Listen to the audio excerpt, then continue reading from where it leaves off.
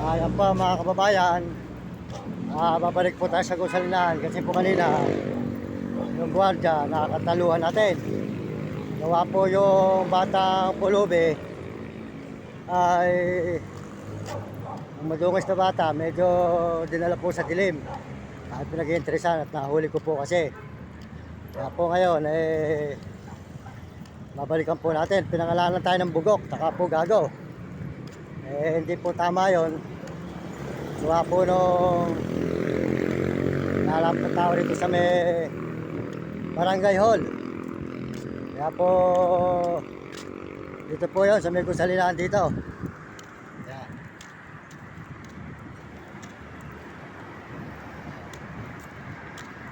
May guarda dyan.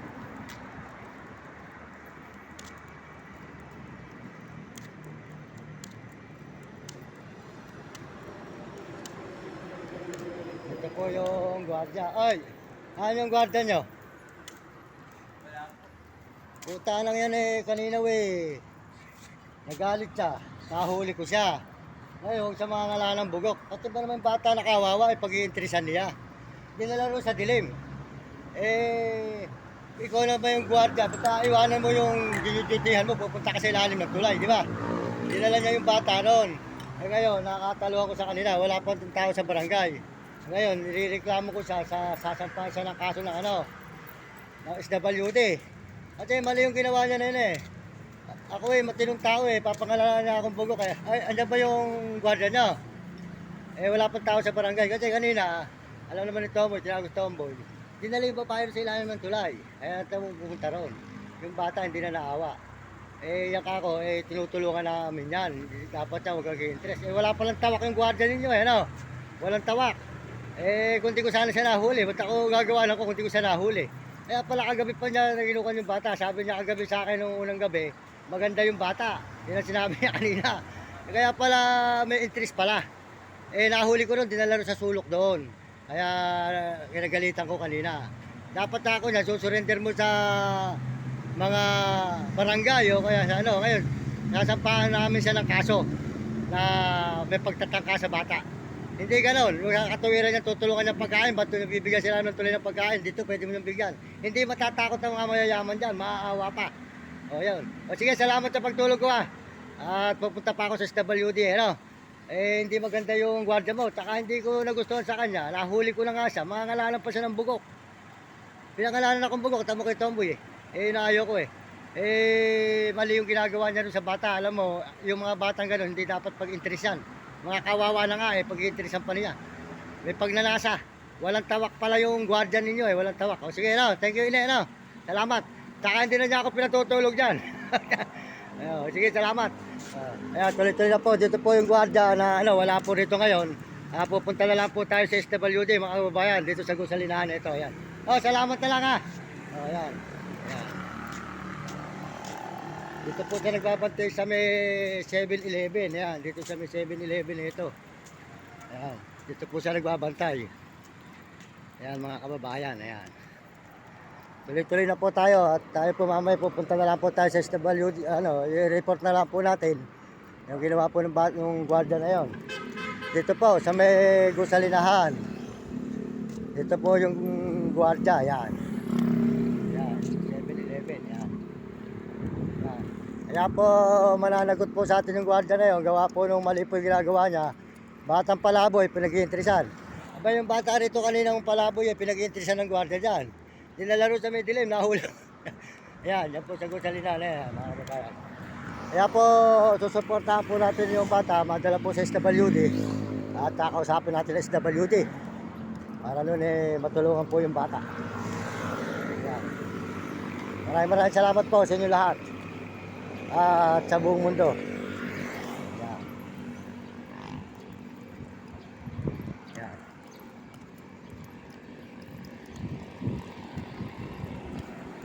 Wala na rin pumunta ako nun sa barangay, wala namang tao. Sumakay pa ako ng motor. Ngayon, sa na lang mo, yan na lang sa SWD. Kakasuhan na lang ng pagtatangka. Sa bata, sabihin mo, nahuli ko lang sa may dilim na yun. Dilim ka pupunta ka sa may dilim, dadalhin yung bata, iwanan mo yung mo. Saka ayaw ko tsaka na mga ngalalan sa bugok, nabisto na siya. Eh sabi ko, yung bata na yon dapat na tulungan, hindi mo pag-iinteresan. May pagnanasa ka pala ako sa bata eh. Sabi ko sa kanya eh. Kaya pala kagabi pa niya sinusundan yung bata. Yung gwardiya, di ba? Nakita yung tamo sa babae yung tindera mo dyan. Eh mali yung boss, di ba? Dapat noon, yung mga ganun kawawa, tulungan, hindi mo pagsasamantalahan, di ba? Eh kaya mananagot siya. Pero pupunta na lang yung isang nasa tao sa barangay sa ano mama, SWD. Pero pupunta rin ako sa SWD sa main, ng San Fernando. Doon daw eh. Para saka ano, hindi maganda. Nahuli ko na, nangangalanan pa siya ng bugok. Sa ambuta. Eh wala sa hulog kaya hiya siya, di ba? Hiya siya. Sige po, sana. Tuloy-tuloy po tayo at mamaya pupunta na lang po tayo ng SWD para yung gwardiya po irereklamo natin doon sa bata. Abe, mga kababayan. Abe, nahuli ko yung gwardiya diyan kagabi. Kanina madaling araw diyan. Nakita mo yung batang pakalat-kalat na madungis. Abe, dinala rin sa ilalim ng tulay. Abe, pinagluluromansa. Eh, nung nahuli ko, pumunta diyan. Eh, ngayon nagalit pa, nangalalang bugok. Eh, kuha ko lang hindi lobat eh, na-videohan ko kagabi.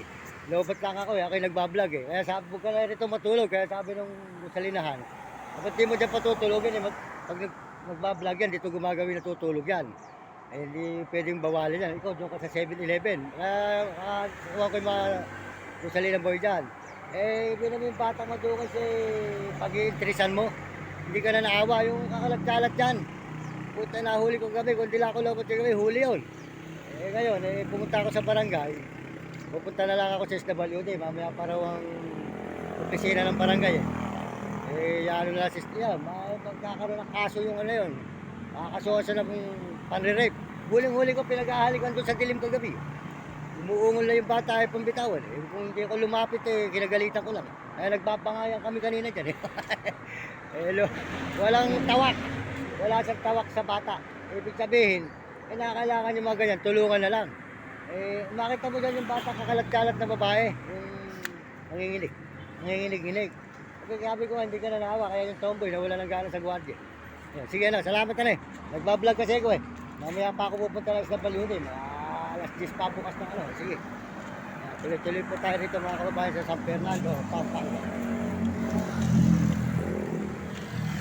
Yan, mga kababayan. Diretso po tayo ngayon. Ikot-ikot tayo rito sa may San Fernando. Wala po talagang tawak yung gwardiya na yun. Kaya po mga kababayan, kung di lang po tayo lobat kanina, madaling araw, na-videohan po natin. Nakita po natin yung ginawa rin sa bata. Kasi po,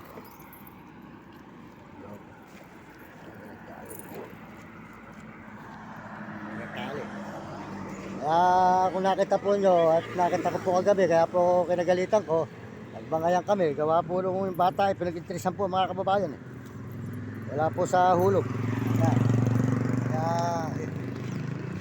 po mali yung ginawa po. Kaya po mga kababayan ko, natali ko lang po itong ano. Ito po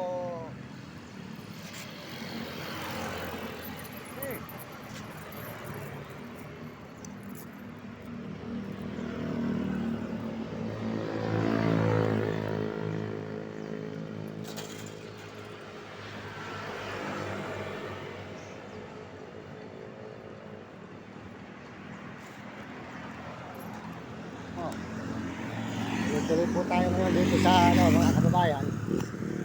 Tuloy po tayo dito sa napunta po tayo dito sa SWD para po doon masampahan ng kaso yung gwardiya. Wala po siyang tawak, pati po yung batang ano pinag-iinteresan. Kababayan boss kaya po mga kababayan ko sa Bumundo, tuloy-tuloy po tayo ngayon. Husgahan na lang po nyo mga kababayan yung gwardiya sa gusalinan na yon. Kasi po, yung palaboy na batang babae, nahuli ko po kaninang madaling araw, kaya nalobat lang po tayo, katachat ko lang po ngayon.